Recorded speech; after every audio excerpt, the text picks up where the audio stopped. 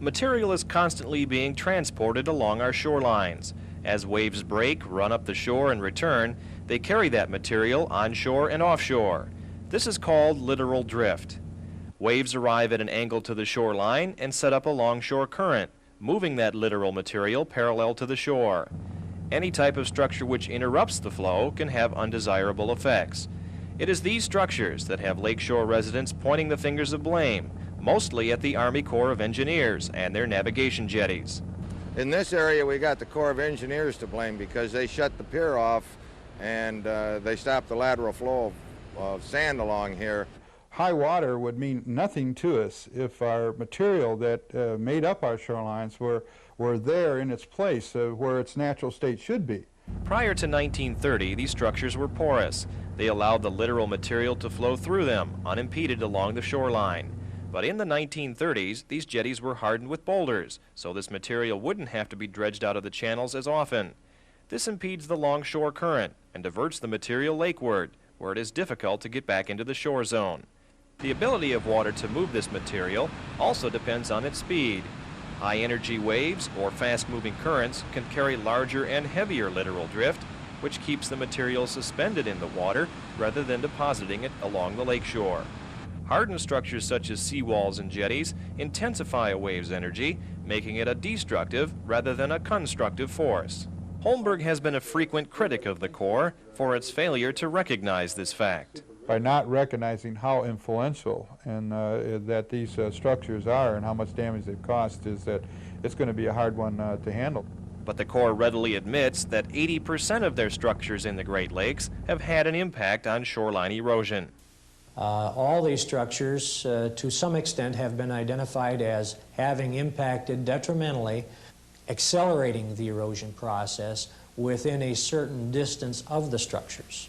For example, the Army Corps estimates that the federal navigation structure in South Haven causes 81% of the loss of the littoral material every year.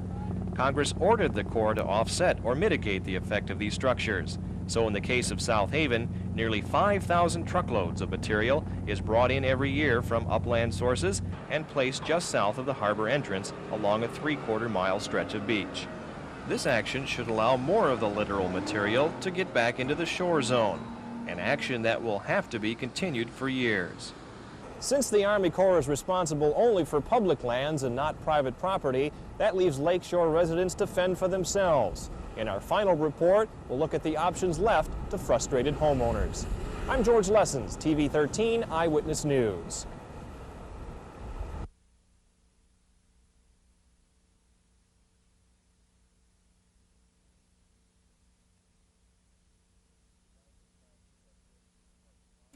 This is the Rising Tides of Frustration, Part 5 for December 20th, 1985, and a Lessons package.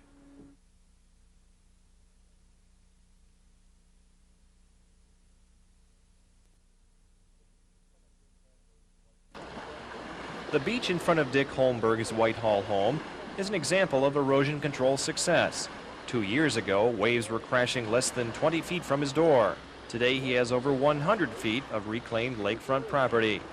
Holmberg is head of his own erosion control company and firmly believes the problem of controlling erosion stems from a lack of understanding.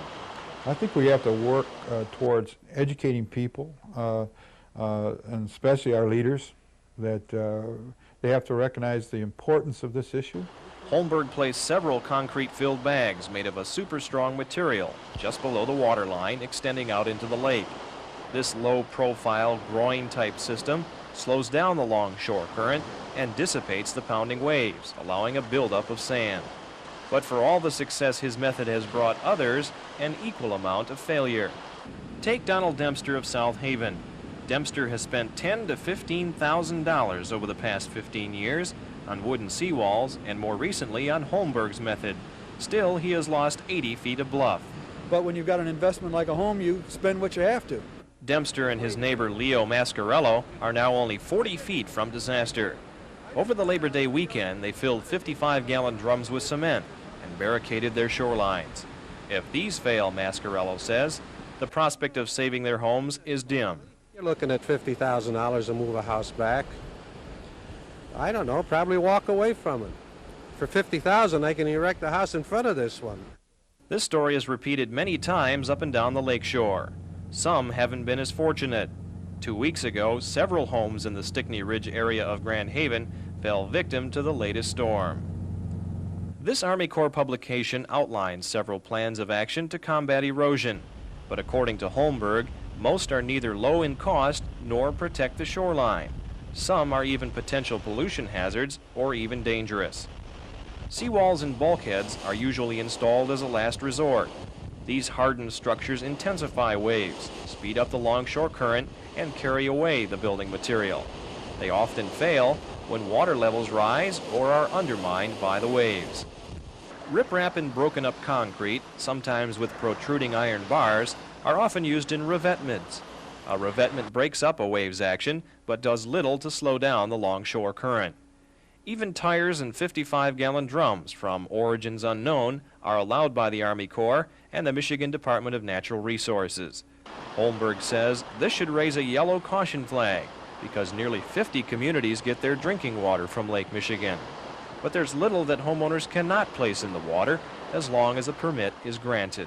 As long as the applicant, the individual applying for the permit is using a construction technique that is valid and meaningful, that history has demonstrated it does the job, we really have to permit those types of structures.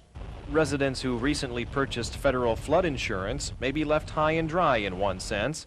A spokesman for the Federal Insurance Administration says claims for homes damaged or destroyed by erosion will probably be denied because erosion by normal wave action or heightened by a storm is an ongoing process and not a flooding of normally dry areas. But 4th District Congressman Mark Siljander is seeking to clarify the wording of the National Flood Insurance Program. Plus, he is pursuing tax credits for installation of erosion control devices and low-interest loans to those who wish to install them. One last resort is a program administered by the state of Michigan. The Emergency Home Moving Loan Program provides a 3% interest rate subsidy to eligible homeowners. Many residents see this as retreating in defeat from a problem they didn't create. The controversy surrounding high lake water levels is far from over. Debate over what should and should not be done will rage on. But one thing is clear. Any decision will have far-reaching and long-term consequences. For that reason, we must move slowly and carefully. But unlike these waters, time is running out. I'm George Lessens, TV 13 Eyewitness News.